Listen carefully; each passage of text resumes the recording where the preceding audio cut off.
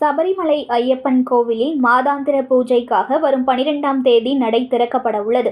சபரிமலை ஐயப்பன் கோவிலில் மண்டல மகரவிளக்கு பூஜைக்காக கடந்த நவம்பர் 15ஆம் தேதி நடை திறக்கப்பட்டது. நாட்டின் பல்வேறு பகுதிகளில் இருந்து லட்சக்கணக்கான பக்தர்கள் கோவிலுக்கு வருகை தந்து வழிபாடு நடத்தினர். இதனைத் தொடர்ந்து கடந்த மாதம் 20ஆம் தேதி நடை சாத்தப்பட்டது. இந்நிலையில் மாதாந்திர பூஜைக்காக வரும் 12ஆம் தேதி மாலை கோவில் நடை திறக்கப்பட உள்ளது. ஆன்லைன் மற்றும் ஸ்பாட் புக்கிங் மூலமே பக்தர்கள் தரிசனத்திற்கு அனுமதிக்கப்படுவார்கள்.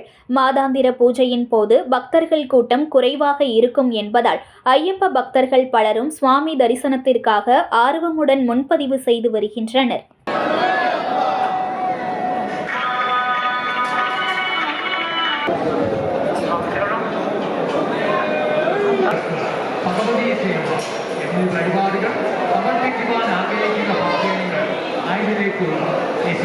வாங்கி வழிபாடு